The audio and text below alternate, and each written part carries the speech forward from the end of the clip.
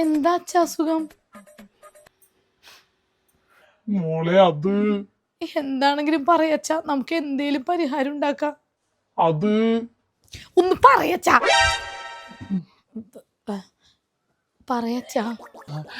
അതെ, എനിക്ക് കൊടവേറുള്ളോണ്ടേ കുനിഞ്ഞ് നിന്ന് ഷൂവിന്റെ വള്ളി കെട്ടാനും അഴിക്കാനും ഭയങ്കര പാടാ.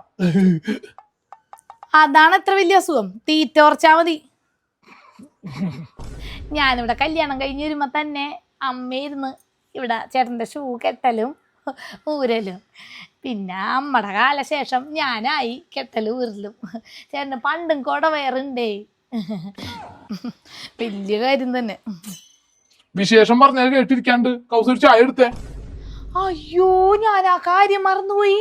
ചേട്ടനെ ജോഗിങ് കഴിഞ്ഞ് വരുമ്പോ തന്നെ ചായ കുടിക്കണം, ഇല്ലെങ്കിൽ ശരിയാവൂല. ഇപ്പൊ എടുക്കാട്ട.